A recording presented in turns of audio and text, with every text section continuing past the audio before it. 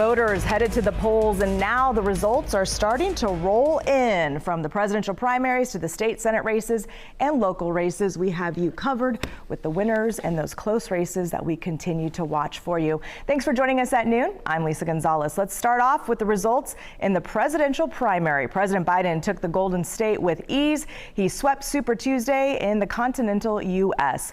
Former President Donald Trump is a projected winner of the California primary for Republicans. Nikki Haley only received 18% of the vote. And today, Nikki Haley announcing she is suspending her campaign and spoke with supporters earlier this morning. I sought the honor of being your president. But in our great country, being a private citizen is privilege enough in itself. And that's a privilege I very much look forward to enjoying. Haley did not endorse President Trump. It's still unclear if she plans to do so in the future. Donald Trump is now the last remaining major candidate for the 2024 Republican nomination for president. And coming up at 12:30, we're going to have more on Haley's decision to suspend her campaign, including reaction from voters and the candidates that are still in the race. And with Haley out of the race, Senate Minority Leader Mitch McConnell is throwing his support behind former President Donald Trump. McConnell is set to step down as a Republican leader in the Senate at the end of this year. He recently announced that. President Biden, meantime, issuing a statement after Haley's announcement, saying in part, quote, "It takes a lot of courage to run for president. That's especially true in today's Republican Party, where so few dare to speak the truth about Donald Trump," end of quote from President Biden. The statement goes on to say, Donald Trump made it clear he doesn't want Nikki Haley's supporters. I want to be clear, there is a place for them in my campaign. I know there is a lot we won't agree on. I hope and believe we can find common ground. Another major race for California voters was the decision on who will fill the Senate seat of the late Dianne Feinstein. Out of the four leading candidates, it will be Democrat Adam Schiff and Republican Steve Garvey advancing to the general election in November. Both celebrating their victories and looking ahead to their next contest in the general election. Former baseball star Steve Garvey addressing the cheering crowd at a hotel in Palm Desert last night. Keep in mind, this is the first game of a doubleheader. So keep the evening of November 5th open, as we will celebrate again. I congratulate Congressman Schiff for joining me in the general election and recognize Congresswomen Porter and Lee for being in the arena and fighting for their beliefs. Garvey warned Schiff not to underestimate him, saying that he would run a campaign that would appeal across party lines. And as Democrat Adam Schiff gave his victory speech, he was interrupted by protesters. So you had a chance.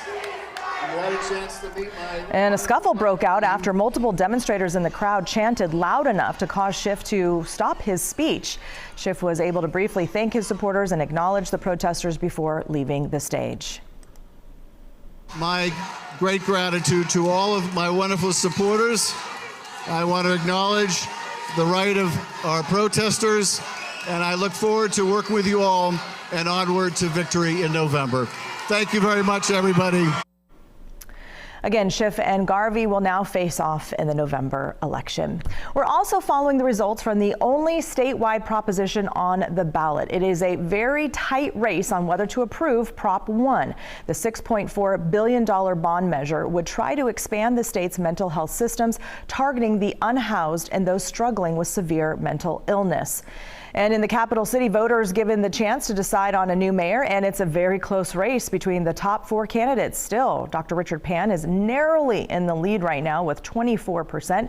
Stephen Hansen and Kevin McCarty trailing close behind, each with 23%. In fact, there's a difference of just 4 votes between Pan and Hansen. So next time you think your vote doesn't matter, remember this. Dr. Kofer is farther behind, but still has 21% of the ballots counted so far. We checked in with those candidates after the polls closed last night, and here's what they had to say about this contest. I know that we're going to be counting for a while, but I really think that my message about how we need to restore confidence in city government, how we need to be sure that there's a greater focus and action and results on homelessness, public safety. There are 4 really strong campaigns going, and we're all north of 20%, and so it's kind of a 4-way battle. I feel really good. Our team worked incredibly hard. We had amazing supporters across the city. Right now we're in the top 2. But there's still probably tens of thousands of votes to count. So I want to see the votes get counted, but I'm so grateful.